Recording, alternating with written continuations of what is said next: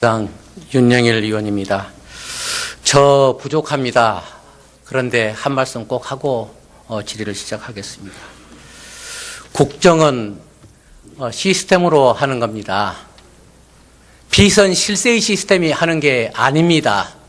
최순실 시스템으로 국정하는 거 아닙니다. 제가 어제도 발언을 했습니다. 순실이는 진실을 덮을 수 없습니다. 조윤선 장관님, 오늘 이 신문 한번 보셨나요? 중앙일보입니다. 오늘 아침 신문입니다. 보셨나요? 제가 조간을 여러 개 봤습니다만. 이거 보셨습니까?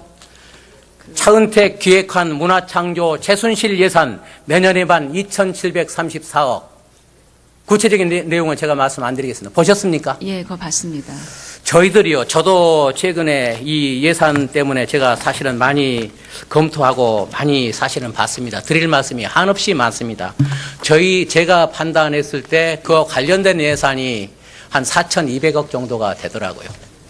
여기서 장관이 말씀하셨던 것처럼 의혹만 있어도 사업 폐지하겠다. 지키실 수 있습니까? 그 말씀은 과거에 이미 시행됐던 사업을 모두 포함한 그런 내용입니다. 무엇보다도 중요한 거는요, 정부가 국민들로부터 신뢰를 얻을 수 있어야 된다. 즉, 국민들이 믿을 수 있어야 된다. 즉, 투명해야 된다. 단연코 부족한 제가 그런 말씀 다시 한번 올립니다.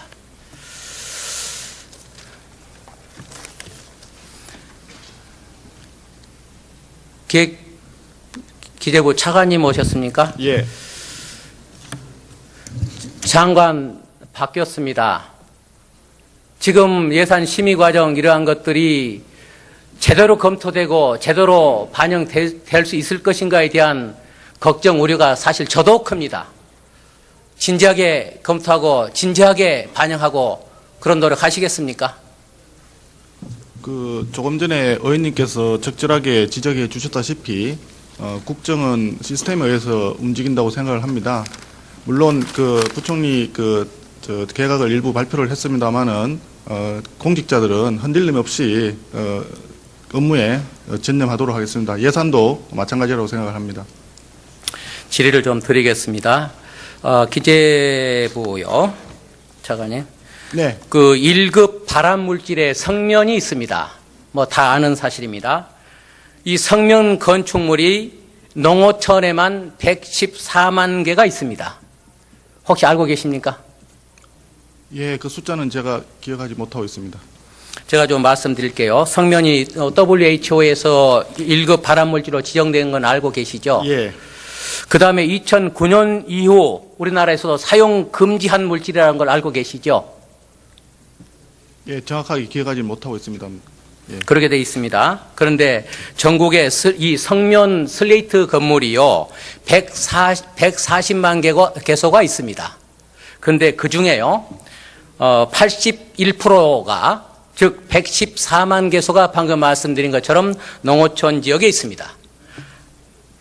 현재 140만 개소 중 환경부에서 7만 8천여 개, 농림부에서 한 2만 7천여 개 정도를 5년간의 사업을 추진을 해왔습니다. 없애는 걸로요. 그렇게 해서 한 거가 한 7.6% 정도가 됩니다. 알고 계십니까? 죄송합니다. 숫자는 지금 제가 기억을 하지 네. 못하겠습니다. 그런데 이 성면 대책에는요, 이 주택 외의 건물, 그러니까요, 창고, 축사, 시설, 공장 이런 것들은 제외가 돼 있습니다. 그런데 심대하게 1급 발암물질이고 국민 건강을 해치는 것으로 증명이 돼 있다는 말씀입니다. 이 창고나 축사, 성면 슬레이트 제거 비용이 한 300억 원이 일부 지원된 수준입니다. 1970년대 당시, 새마을운동 당시입니다. 농촌의 성면 슬레이트 지붕 개량을 강요했습니다. 지금은 나몰라라 하고 있는 겁니다. 그런데 환경부에서 이러한 관련 예산을 요구를 했습니다. 기재부가 거절했습니다. 반영이 안 됐다는 말씀입니다. 농림부 똑같이 2017년 복권기금 예산 85억 원을 요구를 했습니다. 반영 안 됐습니다. 어떻게 하시겠습니까? 예, 지금 지적하신 대로 성면 관련 건축물 폐지하는 것을 지금 정부에서도 시행을 하고 있는데 아마 예산 규모가 조금 기대에 못 미친다는 지적이신 것 같습니다. 소위 심사 과정에서 계속 논의하도록 하겠습니다. 100번 양보해서요, 최소한의 슬레이트 지분 개량을 위한 2017년도 농림부에서 요구했던 85억 정도라도 반영이 돼야 된다, 이런 생각을 하고 있습니다. 어떻습니까? 예, 계속 논의하도록 하겠습니다. 다음 또 질문 드리겠습니다. 기재부입니다. 해안 방제림 조성 사업 알고 계시죠? 예, 그 다음에 해안 침식 방지 사업 알고 계시죠? 예, 이게 이제 뭐냐면요, 지진 해일 때 해안에 방제림 이러한 것들을 둠으로써 그 피해를 줄이고자 한 것들입니다. 이미 일본과 인도네시아에서는 이에 의해서 크게 재해를 예방할 수 있었다, 피해를 최소화할 수 있다고 하는 게 증명되어진 사업입니다. 알고 계십니까? 예. 그런데 이러한 해안 방제림 조성 사업을 위해서 올해 28억을 요구를 했습니다. 그런데 반영된 것은 7억입니다. 해안 침식 방지 사업을 위해서 33억을 요구했습니다. 그런데 반영된 것은 9억입니다. 70% 이상을 감액을 했습니다. 감액된 46억, 원래의 상태대로, 원래의 수준 정도로는 확보해서 추진해야 되는 거 아니겠습니까? 예, 지금 말씀 주신 해양 방제림 사업이 대단히 중요하다는 인식은 하고 있습니다. 그런데 그동안에 해안 방제림과 해안 침식 방지 사업이 인명 피해가 많을 것으로 우려되는 지역에 대해서 사업이 완료된 것으로 알고 있습니다. 그렇기 때문에 아마 이거 금액을 이제 조금 현실화시킨 것으로 이해하고 있습니다. 완료됐다고 하면 제가 이런 질문을 드리겠습니까? 제가 구체적으로 더 말씀을 더 드릴까요? 네. 네? 예. 더 드릴까요? 예, 이게요, 무리한 그게 아니라는 판단을 저희들이 했습니다. 당연히 검토를 했지요. 그런데 나머지 잔량을 1년에 얼마씩 해서 2011년까지, 그리고 나머지 다른 한 사업은 19년까지 완료하는 것으로 해서 정상적인 그러한 코스, 그러한 루트를 밟아서 신청을 한 거더라고요. 다시 한번 검토를 해 주시기 바라겠습니다. 그렇게 하시겠습니까? 앞서 말씀드린 대로 인명 피해가 우려되는 지역에 대한 사업은 완료된 것으로 저희들은 알고 있습니다. 지금 말씀하신 추가적인 부분은 인명 피해 우려 지역은 아니고 아마 일부 재산 피해가 우려되는 아마 그 다음 등급을 말씀하시는 것 같습니다. 관계부처하고 논의토록 하겠습니다. 제가 구체적인 데이터나 자료 같은 거는 제가 또 필요시는 제시를 해드리겠습니다. 그 다음에요, 이거를 한번 보시겠습니까? 이게 올해 2016년 4월입니다. 서양화는 펄펄 나는데 한국화는 고사위기, 한국 전통화 시장 30여 년 빙하기, 전통문화연구원장이, 보존 원장이 하신 말씀이 이제 이겁니다. 제 집에서 대접을 더 못 받는 도메스틱 디스카운트. 즉, 우리 문화, 우리가 지키지도 못하고, 서양화 있는데 우리 수목화, 동양화, 수목화 지키지 못한다고 하는 한어린 그러한 절규였습니다. 제가 무슨 말씀을 드리려고 하냐면, 올해 이 전라남도 사업입니다. 2017년 국제 수목화 교류전을 추진하기 위해서 2016년도에 기본계획 수립하고 연구 용역 7천만 원을 지출을 했습니다. 그런데 이 일을 본격 추진을 하기 위해서는 국고 예산이 필요한데요. 5억입니다. 기재부에서 전혀 문제 인식을 하지 못하고 있다, 이런 얘기입니다. 어떻게 생각을 하십니까? 기재부에서 이해를 못하는 것은 아닌 것 같고요.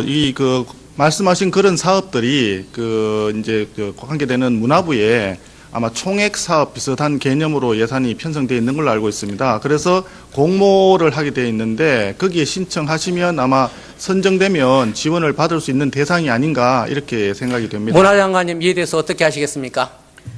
예, 한국의 전통 회화 가치를 재조명하고 세계화해야 된다는 의견에는 전적으로 동의합니다.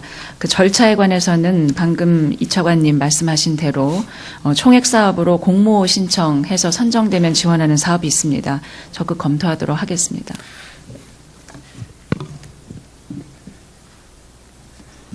기재부 차관님, 이것도 이제 산업자원부하고 관련되는 사업입니다. 이건 참 정말 국민의 입장에서 가슴 아픈 것들인데요.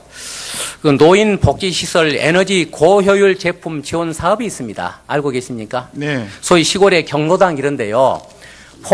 올해 같은 경우도 폭염에 시달렸지 않습니까? 저도 사실은 너무나 죄송합니다 표현이 불쌍하시더라고요. 제가도요, 경험할 때. 근데 경로당이 전국에 8,861개가 있는데, 아직도 15%인 1,327개소에는 여름에 폭염에도, 복지시설 이런데 에어컨 하나가 없습니다. 그런 데에 대한 소요액이 국고지원액이 12억이거든요. 물론 이제 전력산업 기반기금에 특별회계에서, 그 관련되는 그런 예산입니다만, 2011년도에 한시적으로 운영을 했어요. 근데 그 내역을 따져서 설명을 드리려면 굉장히 길어져요. 그때 당시 지원을 못했던 것이라도, 못했던 그거를 2017년 때는 그것만이라도 반영해야 되는 거 아니겠습니까? 해서 지원해야 될 게 아니겠습니까? 국비 12억 원입니다. 지금 말씀하신 부분도 원칙적으로 이게 국고 지원 대상 사업인지를 한번 서로 그 부처 간의 협의가 좀 필요한 사항인 것 같습니다. 소위 기간 동안에 그 관계부처와 협의하고 심사 과정에서 의원님들하고 같이 상의해서 대안을 찾아보도록 하겠습니다. 검토를 해보시고요. 제가 이 김영란법 취지 저는 적극 아주 찬동을 하는 사람입니다. 그러나 시행 방법이나 이런 데서는 굉장히 어려움이 많고 특히 저는 이제 농어촌 지역이다 보니까요. 그런 거를 구구절절히 제가 접하고 있습니다. 제가 이 말씀도 좀 드리겠습니다. 각 부처나 공공기관에서 대외 업무 추진 과정에서 지출되는 업무 추진비 예를 들면 한 20%씩 일괄 삭감해 주실 의향 없습니까? 의원님, 각 부처 업무 추진비 총액이 한 1,900억 정도 됩니다. 각 부처요. 이거 일괄 20% 삭감하면 한 380억 절감할 수 있습니다. 어떻게 하시겠습니까? 그리고요, 한 말씀 더 드리겠습니다. 국회에서의 특수활동비도 약 81억 원 됩니다. 이것도 깎아주십시오. 어떻게 하시겠습니까? 의원님, 그 답변 드리기가 좀 송구합니다만은 감액하는 거는 그 국회에서 논의해서 결정해 주시면 행정부는 거기에 따르도록 되어 있습니다. 국회 사무총장이 나오셨습니까? 예, 입법차장 나와 있습니다. 네, 답변해 주십시오. 특수활동비가 81억 정도 편성이 되어 있습니다. 이 부분에 대한 심사 역시 의원님들 논의에 따르겠고, 다만 최근에는 일부 경비를 특정 업무 경비나 다른 그 비목으로 전환하는 그런 추세에 있습니다.